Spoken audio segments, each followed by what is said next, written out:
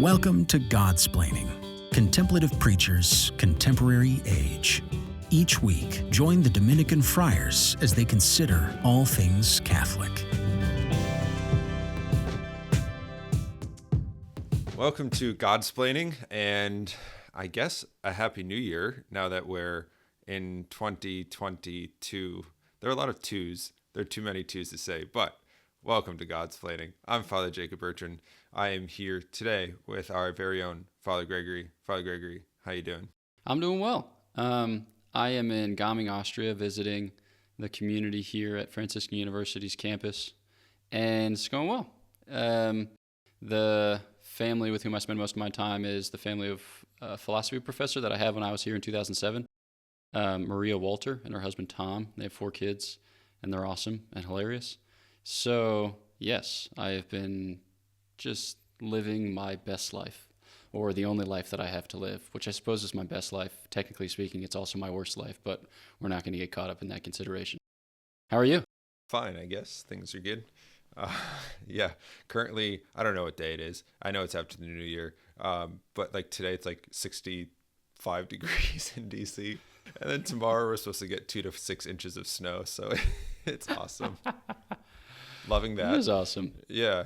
I've just been, unlike you, I was going to say you're such a world traveler, but I guess it's not really a world traveler when you're just staying on the continent. But, you know, I have not traveled. I got to visit my family earlier this month, which was fun, and then back for Christmas. And then so much of the community, there are like 65 of us in the community here, give or take a few.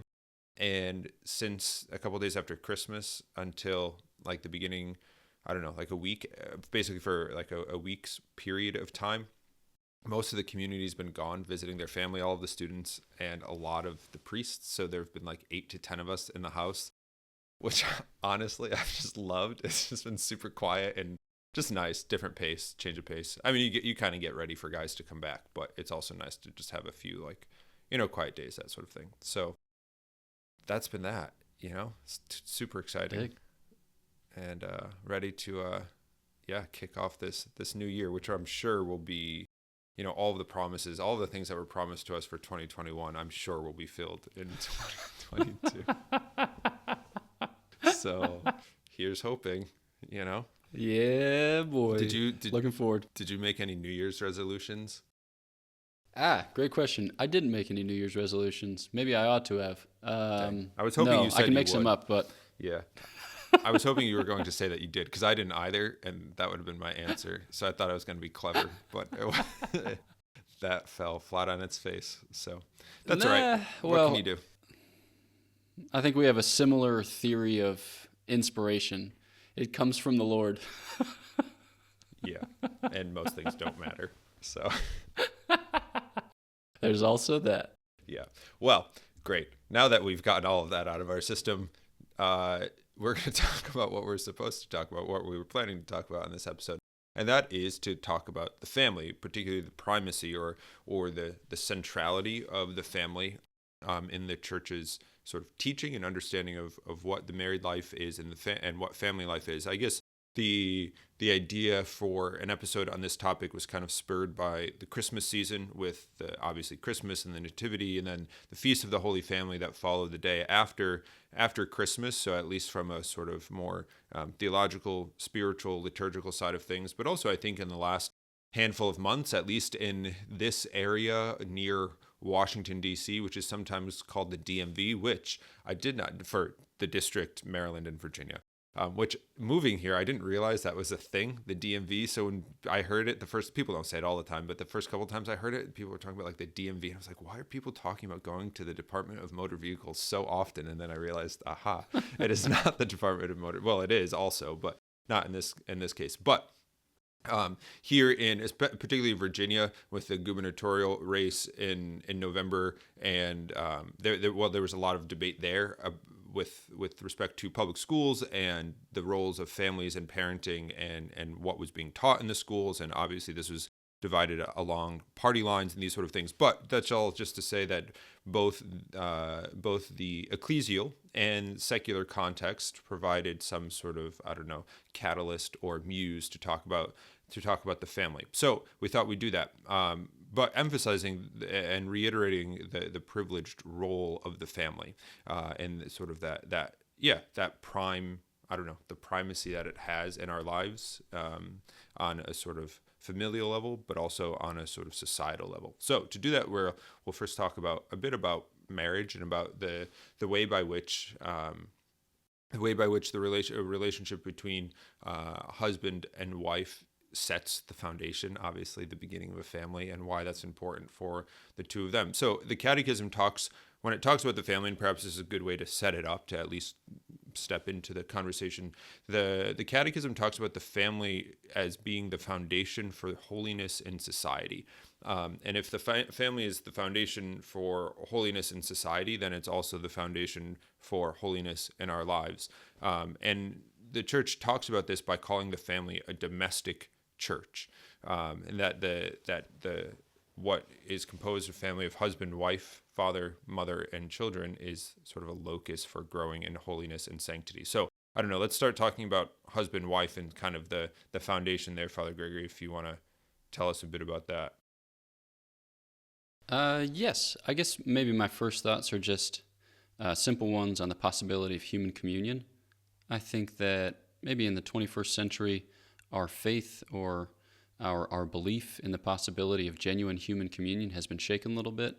We're just not as convinced that people can love each other and that people can form a life together, or that commitments are of a real or meaningful sort, which is why it's so helpful to reaffirm the teaching of the church on these matters. But yeah, you alluded to the fact that the family is referred to as a domestic church. The word that we use for church in Latin, which comes from the Greek, is ekklesia, which means called out of. And there's a sense in which all of us as human beings are called out of isolation and into communion.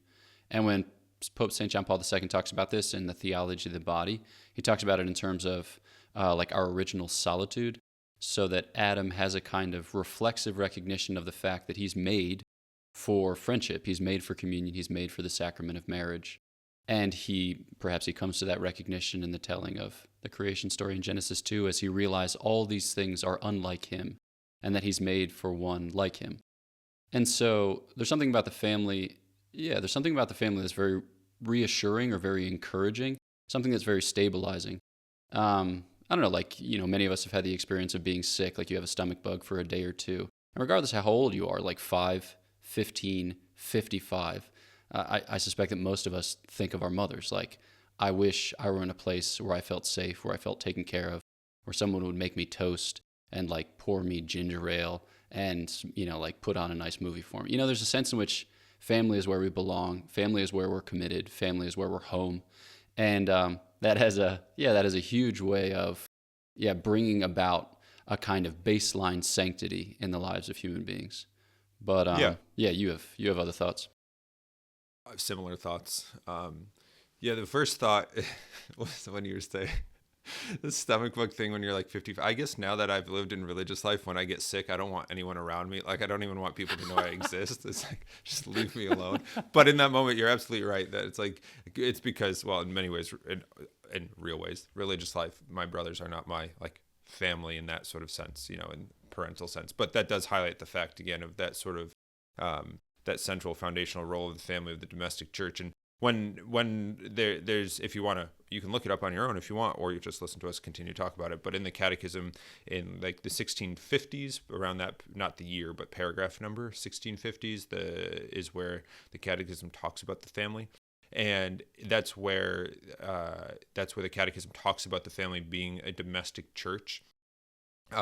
Where it's described as the family is the place where the priesthood of the baptized is exercised in a particular way, and in that paragraph, it describes the family as the place where one learns endurance and the joy of work, fraternal love, generous, even repeated forgiveness, and above all, divine worship and prayer, and the offering of one's life.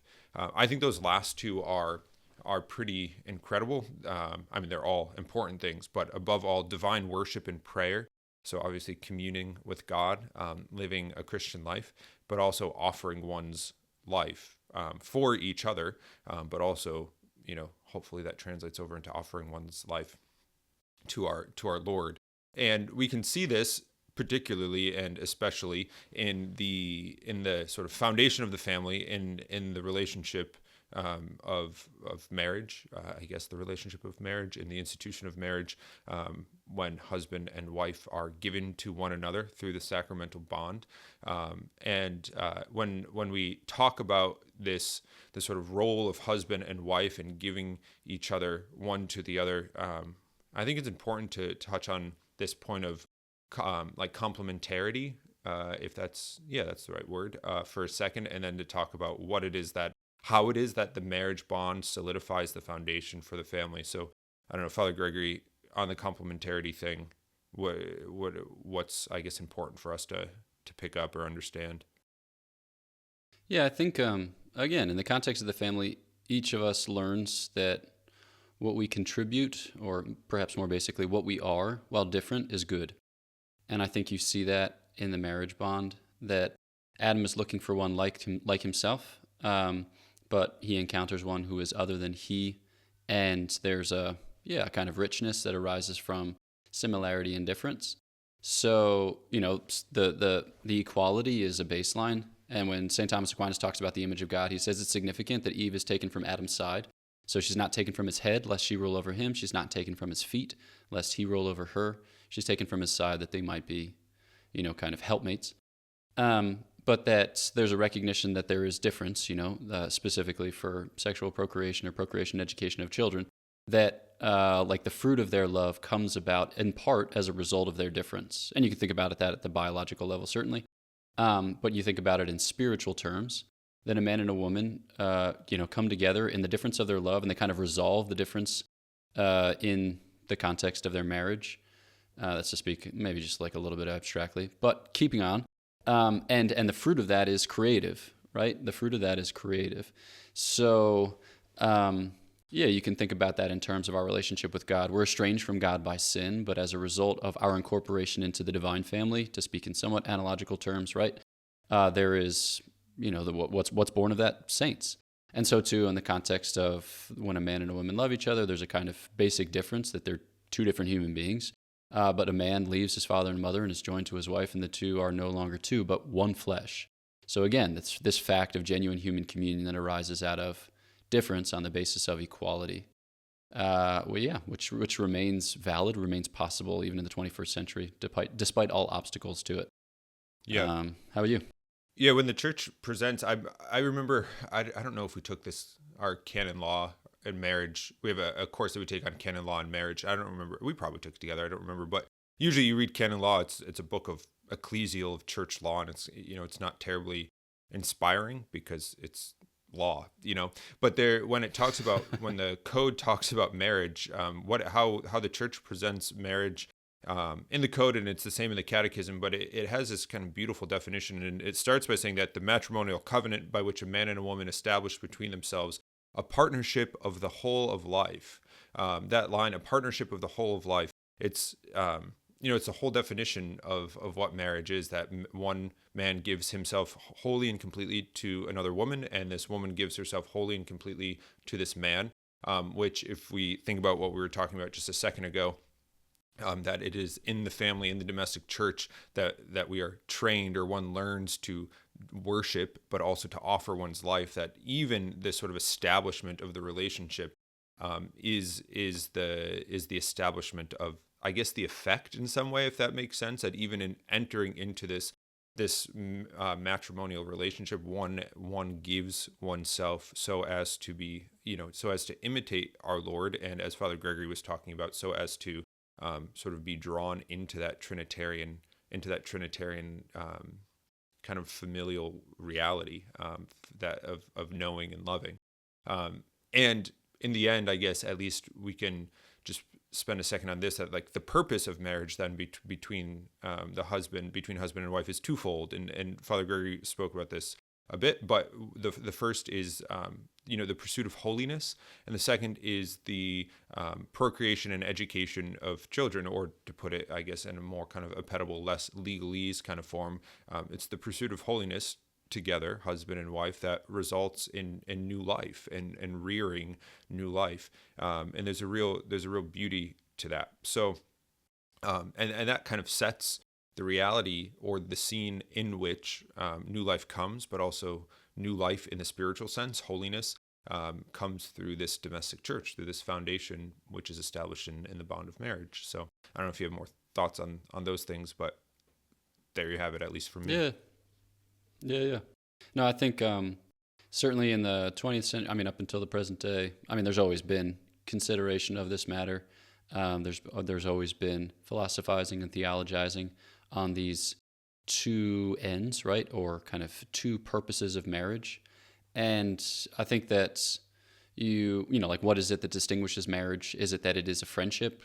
No, because there are friendships which are non-matrimonial, but it's a peculiar kind of friendship, one in which, like you said, you have the proper setting for rearing of new life, for bringing saints into the world, both in the physical order and, I mean, in the kind of natural order and then in the supernatural order. And when St. Thomas, for instance, talks about the sacraments, he sets up these little equivalences between natural landmarks and supernatural landmarks. And so he'll talk about, like, baptism is like supernatural birth. But when he talks about marriage, he says it's for precisely this reason, for filling out the ranks of the just. And I think, you know, some people will read that and think that it's a little bit crass. You mean to tell me that the only purpose of marriage is for having tons of kids so that we can rule the earth? It's like, well, yes, but no. Just kidding. But seriously. No, but there's a real dignity when you think about it in terms of engendering supernatural life as being an instrument or being a participant in God's plan of filling out the heavenly choirs, not because he needs heavenly choirs, but because it's good that there be heavenly choirs and that he delights in affording us the opportunity to attain to that great dignity. So, yeah, that's a thought. Yeah. Well, with that, we're going to take a quick break. And when we come back, we'll talk about, I guess, the family more particularly, rather than just sort of marriage and husband and wife, but how children and the domestic church kind of function and live together. So stay tuned, and we'll be right back.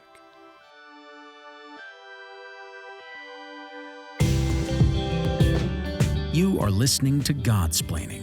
Visit us at godsplaining.org to listen to our episodes, shop our store, and donate to our podcast.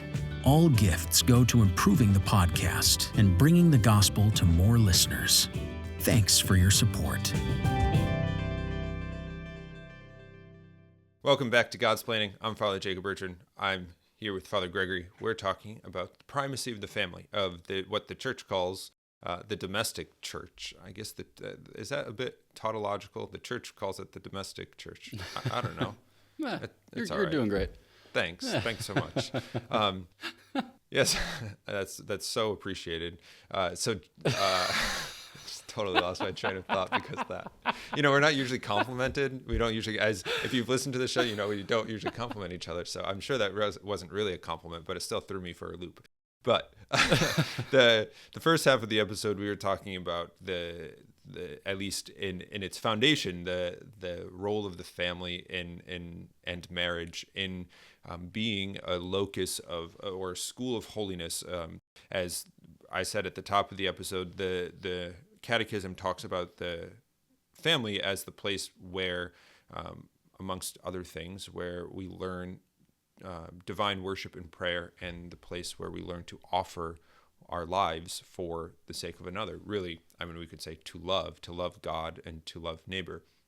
We talked a bit about marriage, complementarity, institution of marriage, ends of marriage between husband and wife. And one of those ends, or those two ends of marriage, the first being the pursuit of holiness, and the second,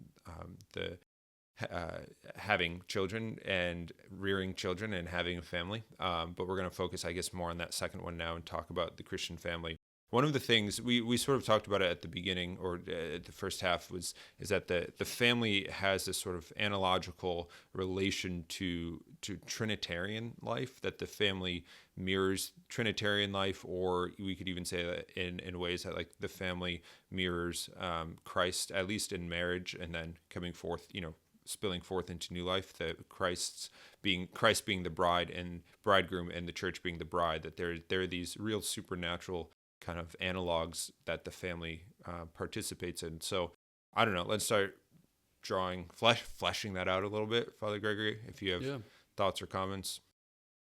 Yeah, I think, I mean, so St. Augustine kind of warns us about making too fast and loose an association between the Blessed Trinity and the family. And St. John Paul II reads that and he's like, but also though, there's some cool things that we can say. So, heads up, what we're talking about has some imprecision, but also though, one of the things that I think, one of the things about St. Thomas's account of the Most Blessed Trinity, which I find most beautiful, is the way in which he describes the analogy of word and love, which I will not summarize here. I'll simply say this. When St. Thomas describes the manner in which the second person of the Most Blessed Trinity proceeds from the first, he says, he proceeds like a word. That's just typical Christian language. That's not particular to St. Thomas Aquinas. But then when he talks about the breathing forth, the spiration of the Holy Spirit, he says it's a word that breaks forth in love, right? Prorumpens in amore. And I think that there's a kind of dynamism at the heart of the Most Blessed Trinity, that the Father begets the Son, Father and the Son breathe forth the Holy Spirit, and that sets the terms, as it were, for all created love. Not that created love can attain to the dignity of that, but that in a certain sense we're meant to participate in our limited modes. So we're to partake of that divine love in a creaturely way. And I think one of the ways in which you see that is the way in which a man and a woman in their love actually beget, new life, and that new life, partakes of the nature of father and mother. So, parents have this experience where they look at their children and they're like, holy smokes. And I should complete that thought before I move on to the next one. They're like, holy smokes, this child is us. and then whenever you have like a little kid and you're like toddling up, into mass or something like that, all of the old women in the back of church will tell you that this child looks more like the father, this child looks more like the mother. Everyone has the sense that this is from you, and as a result of which it's patterned on you. It's typified by you. And that is, on the one hand, very exciting, right? There's a real creative power endowed to father and mother. But it's also terrifying because father and mother can program that child with neuroses and, bizarre hang-ups and all kinds of strange preoccupations. But who cares in a certain sense? That's just part of the limitation of human life. Because what's most important is that you can communicate to those children your love for the Lord, which I think is it's awesome. Like, you can give people God, which is the most dignified and noble thing for which a human person can be instrumentalized. I don't know if you have a niece, and you're thinking about your niece in terms of your brother and his wife. What is that occasion for you in terms of, just family life and having children? At first I didn't realize. I thought you were making an example. I didn't realize you were talking. Oh, no. To me. Yes, I have a niece.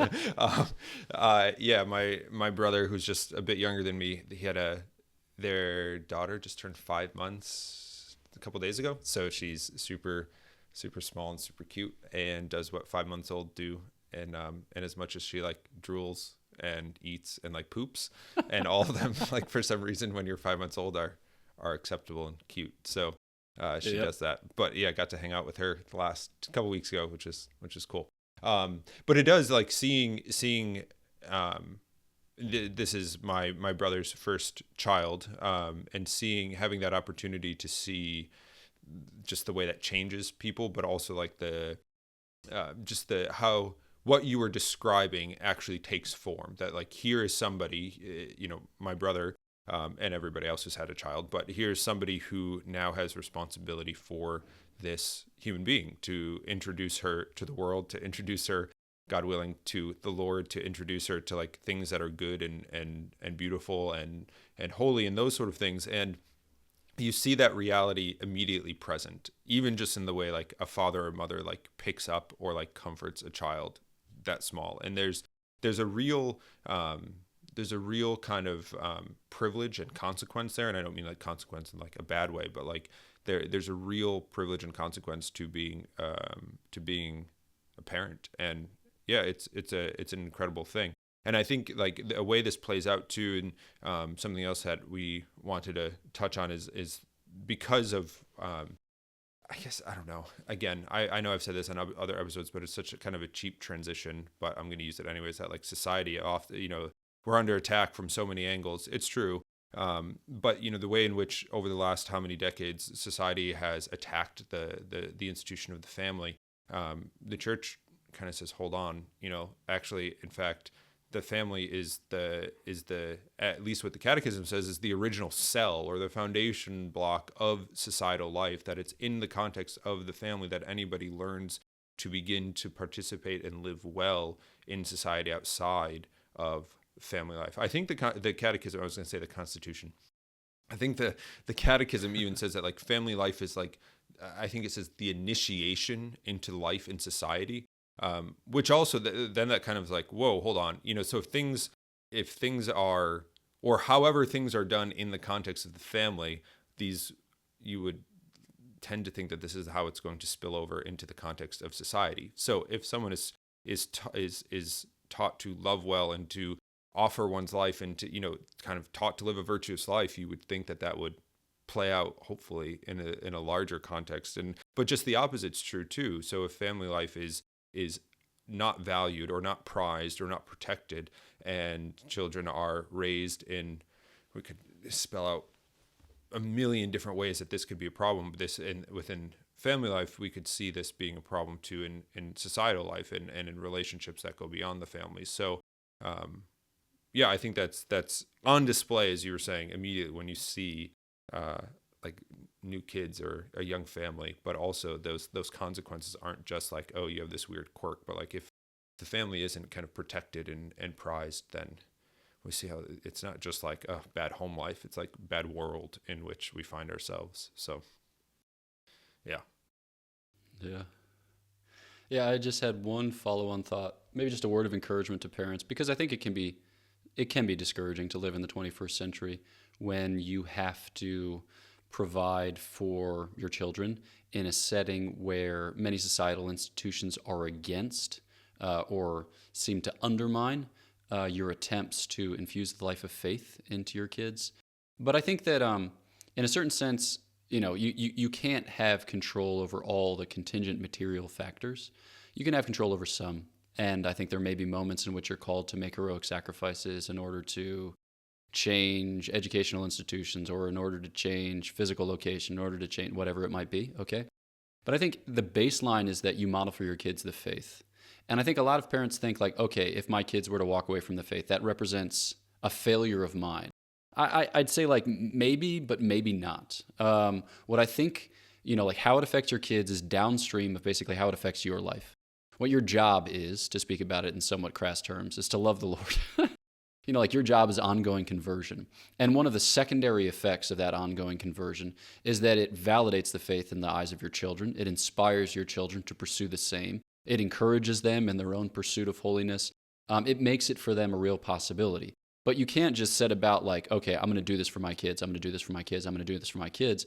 Because your kids want to be moved. I mean, in their little heart of hearts, their kids want to be moved by a real witness, right? By somebody who has seen and then subsequently testifies. But that presumes that you have seen.